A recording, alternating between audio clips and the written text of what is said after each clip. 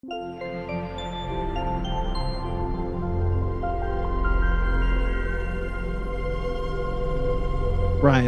Yeah. Take it away. Hey guys, it's me, Ryan, and I wanted to pick a Shang-Chi comic. There's plenty of modern Shang-Chi comics, but there's a current ongoing that's only 2 issues in, and then there's a mini-series that came out just a couple months before that. So I wanted to go a little back more in time, and I decided to pick Secret Avengers, issues 6 through 10, kind of issues 1 through 10, if you wanted to be naughty. It's Mike Deodato on art and Ed Bubaker on writing. We technically did volume 2, which means we did 6 through 12. Yeah, 6 through 12. That's what volume 2 is. Yeah. But I only read 6 through 10 because that was the Shang-Chi stuff. Yeah, me too. Yeah. So that's Shang-Chi. Yeah. I was doing so well. I know, I was too. It's all right.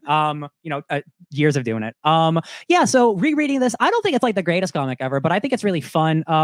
Did any who read all of it? Did anyone? I know I read 1 through 12. Okay. Did you read any extra, Ben? No, that's fine. I just read the Shang-Chi stuff. That's okay. And Brandon, you just read the Shang-Chi. I just read the Shang-Chi. Okay, that's fine. I think did you guys find it okay with context and stuff? Like, every issue goes like previously on Secret Avengers. Yeah, I think that's one of the things Marvel has always excelled at. Yes. One of the things I wish DC would do desperately. Same. Yes. As these kind of like recap pages of what happened. It's always prior. Every issue of a comic is always somebody's first. Yeah, and I think that's really cool. And for me, it helped a lot going into this because once I turned the page on that first issue on issue 6, after reading the recap, I was like, oh, I get it. Yeah, cool. I'm in the story. So this came out in 2012. This is the Bendis era Avengers. This is after Dark Reign and stuff. Steve is not Captain America. Bucky's still Cap. But he's the captain, as he likes to be called or whatever.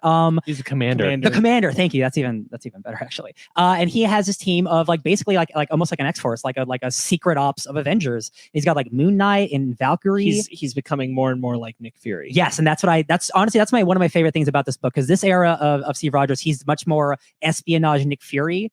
A type of Captain America. And I think this book's really fun. Like, again, I don't think it's like the best thing ever, but like, I think Shang-Chi is really cool. I forgot how much I love Sharon Carter and Valkyrie. I miss those characters.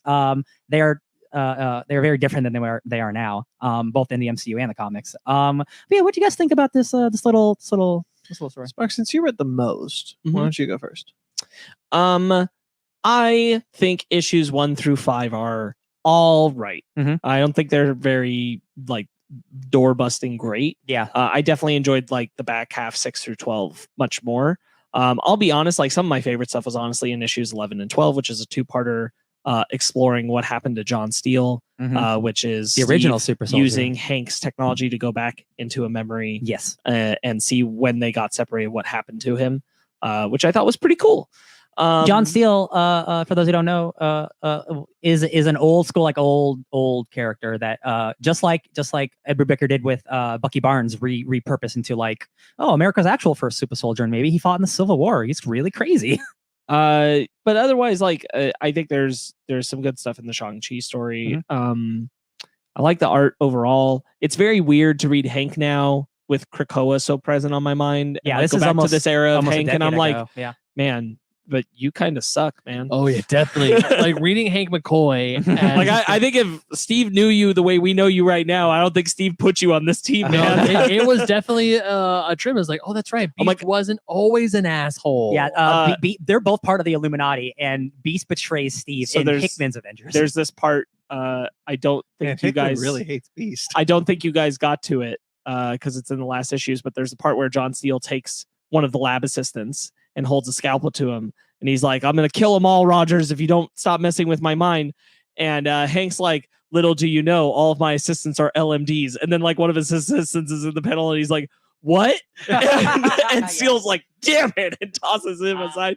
And then later Hank's like, don't worry, man, I just made that up. And he's like, oh, thank God. And I'm like, no, Hank didn't. What's LMD? Life model decoys. That's who Max is. Oh, okay. Evil Nick Fury. Gotcha. Yeah. And so Hank's like, yeah, don't worry, I made that up. And I'm like, I don't know if I believe that you made that up. Well, now that we know what, after reading the current X run and all the shit that Beast was getting into, it's like, you sure about that? The plot of this arc of Secret Avengers is Shang-Chi's dad, who in the comics is Zhengzhou, excuse me, is an old immortal Fu Manchu mystic man And this evil organization, the Shadow Council, is trying to bring him back. You got Thorndrake, who's like a magician man. You got a robot Nick Fury named Max, who thinks he's doing the right thing. He's my favorite character in this. I think that character rules. I think Max is awesome. It's a shame you guys didn't read the previous stuff, even the last issue of issue 5, because that's the origin of Max and how he was a Nick Fury life model decoy, who this like bad things happened to him, and then he got like released on his own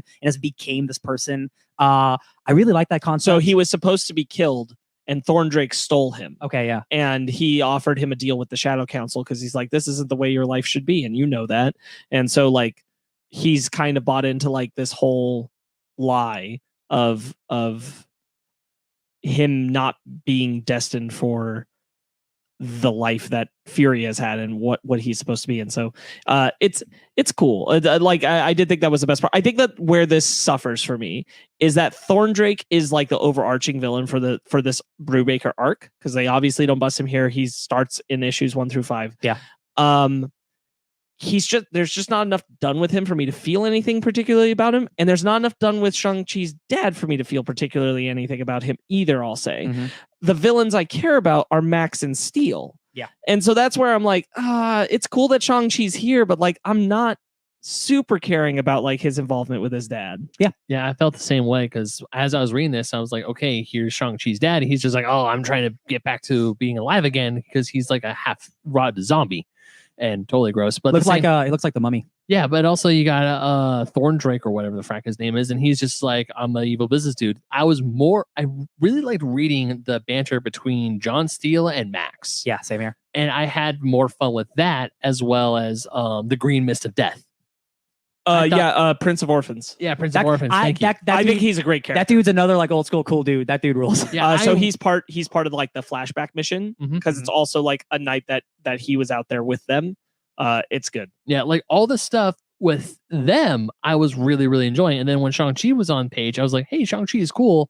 But it's kind of like that meme from Top Gear, where it's like, this is good, but I like this more. I think the shitty thing about it is that Shang-Chi ends up being the MacGuffin that they're going for rather than a character. Yeah, because they just need him for like his right, and the Avengers are just trying to protect him. Yeah, from that, and like it even comes down to these moments where like he knows something's wrong and that his dad isn't there, but he doesn't say it out loud to anybody. He doesn't preempt it.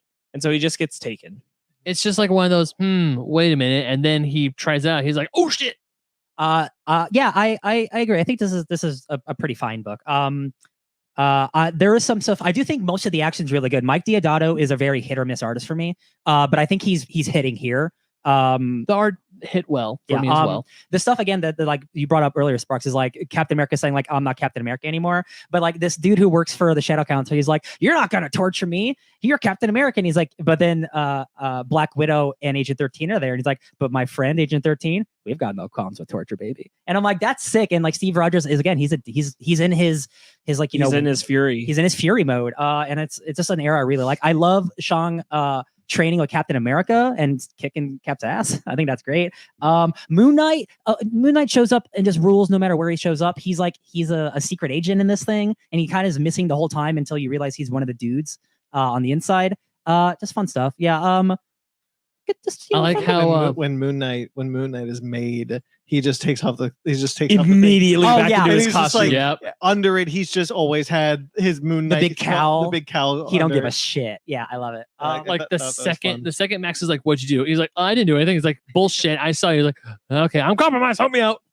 And he just takes it out. He's wearing the hood already, and he's one of the other things I really like is how when Eric the Ant-Man, he's trying to get Shang-Chi, and then Eric he's O'Grady. like, he knows he messed up on the plane, and then like when Commander Cap or when Commander Rogers shows up, he's like, hey man, don't beat yourself up over it. He's like, look, dude, there was a thing. Noah was answering the comms, and then he's like, hey, dude, you got Shang out, so good job. I love Eric O'Grady because again, this is like the period where like he's a good guy, and then a couple years later, we see him teaming up with Taskmaster, where he's Black Ant and he's a villain again. So like, I love seeing these characters have their arcs, and like writers specifically choose what to do with certain characters and stuff.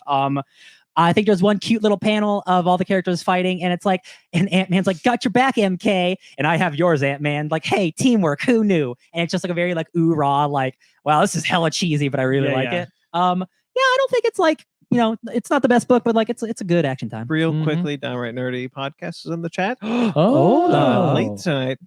Hey guys, Shang-Chi just ended. Waiting on last post-credit scene. Just wanted to say hi. Gonna listen to the show mañana. I love it. Right. Thanks for talking about Hope you guys are doing well. Ben. Giants. So I did message him right after okay, full stop. The Dodgers and Giants are right now we're neck and neck for winning first place in the National League West. We had a 3-game series today. Giants won 2, Dodgers won 1, and the Dodgers lost tonight. So right now the Giants are in first place by a game, and we have the rest of September to go. If it was switched, you'd be like the Dodgers are in first place, and I'd be like, yeah, by a game, and you'd be like, but we're in first. Ha! You would do the ha. Yep. You would do the ha. I'm trying to get better. Okay. I'm just saying. I'm trying to get about better. Growth. I love it. I'm trying to get better, and it's all. And speaking about growth, I would only probably do the ha if we actually won the National League West. We haven't won the National League West. Growth. Eric O'Grady grows into Giant Man. He does. He does. This book. I love it. That was fun when he's just like, the suit's not made to fly, so hang on. Yeah, it's the first time. First time. Speaking of giants, God damn it! Beautiful. So, yeah. I was okay. You know what? I'll let you have that one, Sparks. You get that one. I probably Just the one. There's a bunch of other Shang-Chi books I probably could have picked that would have been better representations, but I just wanted to do something a little different. I don't think it's a bad comic. I don't think it's a great representation of Shang-Chi. This definitely hit better 9 years ago when I read it first. I would definitely say that the other stuff that isn't the primary focus, I was liking a lot more. Mm-hmm. And I kind of do wish I read issues 10 and 11 and 12, which is the Captain John Steele story, because I was really curious about John Steele. I've never heard this character before. This is very much like Brubaker's a good storyteller, but this is very much a story that's about Steve and Steele and Max and Thorn Drake. Yeah. And it's not really about anybody else, kind of a little bit about I think you get the most play, I think, with Eric outside of any of those other characters. Then everyone else is just kind of there. This is around the time he was doing or ending his Captain America run. So he's still in Captain America mode. So this is still basically Captain America and Friends book. Yeah. Anything else you want to add, or should we get out of here? No, secretly. Hey, that first mission, they go to Mars and they have to fight a possessed Nova. Steve has to put on the Nova helmet, which is cool. Yeah, that's pretty cool. He connects with the War Mind. Cool. Getting out a little early today. Wait, I got to talk about Secret Avengers for another 45 minutes. No.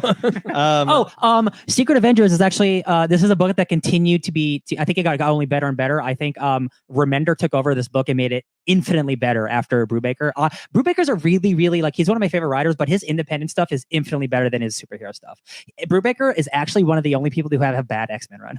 Oh. Yeah, Brubaker's X-Men is not good. Whoops. It's sad.